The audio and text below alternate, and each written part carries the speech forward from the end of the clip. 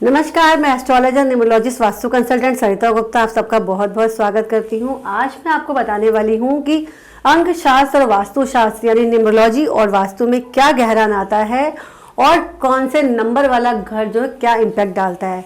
आपने कई बार महसूस किया होगा कि आप किसी के घर पे जाते हैं तो वहाँ पे आपको सुकून और शांति प्राप्त होती है और आप अपने अंदर एक पॉजिटिव फील करते हैं। और कई बार क्या होता है, वहाँ पर आप जाते ही बेचैनी तनाव महसूस करते हैं और वहाँ पे आपका दिल नहीं लगता, क्योंकि वहाँ पर अगर आपकी सही डेट ऑफ बर्थ के हिसाब से यानी डेट ऑफ बर्थ के हिसाब से सही नंबर वाला नहीं है तो आपको यानी आपके मूलांक और भाग्यांक, वो बताने वाली मूलांक और भाग्यांक कैसे देखेंगे। अगर वो आपके लिए पॉजिटिव नहीं है तो उसमें आपको दिक्कत आ सकती है, क्योंकि मकान का वास्तु और आपका मूलांक का मेल होना बहुत ज़रूरी है। मूलांक निकालना तो कैसे निकालेंगे। मूलांक जैसे कि आपकी डेट ऑफ बर्थ है 1 तारीख, 10 तारीख, 19 तारीख या 28 तारीख, तो इनको सिंगल डिजिट में कन्वर्ट करेंगे तो आपका मूलांक यानी पर्सनल नंबर निकल आएगा जो आपकी पर्सनैलिटी को बताता है। और साथ ही अगर किसी घर का डेट ऑफ बर्थ यानी घर व्यक्ति का टोटल 1 बनता है, वो आपके लिए जो है आपका भाग्यांक बन जाएगा। उसी के साथ घर का मकान का नंबर भी उस मूलांक और भाग्यांक का फ्रेंडली नंबर होना चाहिए, ताकि आपको उस मूलांक के साथ आप उस वास्तु के साथ आप कंपैरिजन यानी कि आप कर सके और उसके मुताबिक आप अपने घर का नंबर आप चूज़ कर सकते हैं। वह घर आपको ऊर्जावान और उत्साहित बनाएगा और आने वाले मेहमानों को भी बहुत अच्छा लगेगा। वह योग्यता का भी आप अपनी भरपूर इस्तेमाल कर सकते हैं।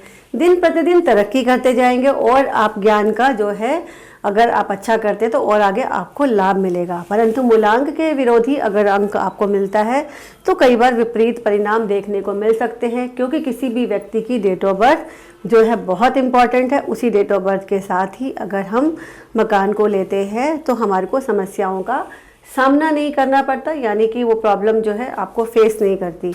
क्योंकि अगर जैसे मैं एग्जांपल के लिए बता रही हूँ 1 तारीख, 10 तारीख, 19 तारीख और 28 तारीख जैसे मैंने बताया था, उनका मूलांक बनता है 1 और भाग्यांक अगर किसी का 1 बनता है टोटल से तो उसका रूलिंग प्लैनेट क्या है नंबर 1 का, सूर्य।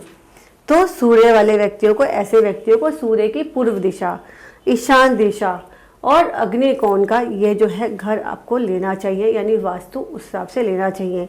अगर ज़मीन खरीद रहे हैं तो पूर्व दिशा को आप प्राथमिकता दें, पूर्व दिशा में ध्यान रखें।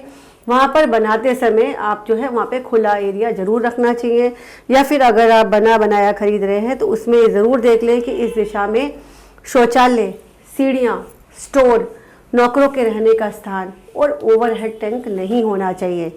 और कोशिश करें यहाँ पर आप खुला रखें, शुद्ध और स्वच्छ हवा का जो है वहाँ पर साधन हो, छोटे छोटे फूलों के पौधे हों वहाँ पे जो आपकी मानसिक क्षमता को परिपक्व करते हैं और सहने की शक्ति को बढ़ाते हैं। अगर वहाँ बड़े पौधे होते हैं, बड़ा पेड़ या फिर बिजली का खंभा या इलेक्ट्रिक पोल, तो ऐसे घर में आपको समस्याएं आ सकती है। वहाँ पर रहने वाले मानसिक रूप से परेशान रहते हैं और अपने निर्णय को नहीं ले पाते और गलत निर्णयों की वजह से उनको दिक्कत आ सकती है। ये ध्यान रखें वहाँ पर कटीली और झाड़ियाँ ना हो, और नहीं तो वहाँ पे रहने वाले व्यक्तियों के मन में चिड़चिड़ापन पैदा हो सकता है।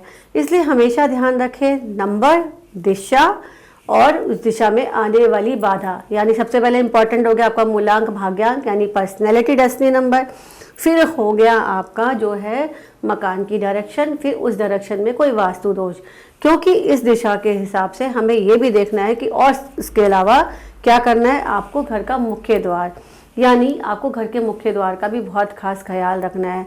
बहुत ज़्यादा राइट यानी लास्ट कॉर्नर वाला, यानी 1 से लेकर 9 का जब हम ग्रिड करते हैं वास्तु में, तो लास्ट के कॉर्नर के 7 और 8 और 9 वाले नहीं लेने और स्टार्टिंग का 1, 2, 3 नहीं लेना, यानी वो दिक्कत हो सकती है। दक्षिण या पश्चिम की तरफ कोई भेद नहीं होना चाहिए, यानी वेद ना आए, कोई पेड़ ना हो या फिर कोई टी पॉइंट पे ना हो, नहीं तो दिक्कत हो सकती है। अग्निकोण में कुआं ना रखें, इससे संबंधित परेशानी हो सकती है। सबसे ऊंची दिशा कौन सी होनी चाहिए, दक्षिण पश्चिम दिशा होनी चाहिए।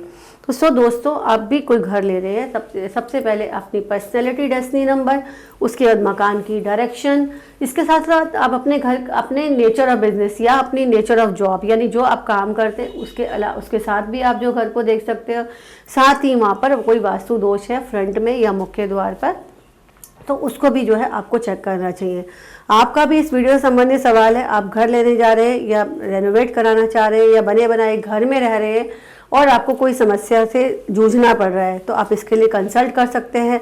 परामर्श के लिए दिए गए नंबर पे आप कांटेक्ट कर सकते हैं। साथ ही आप कमेंट सेक्शन में अपने सवाल भी जो है पूछ सकते हैं। अंत में इस वीडियो को लाइक एंड सब्सक्राइब करना ना भूलें। फिर मिलेंगे अगले वीडियो में।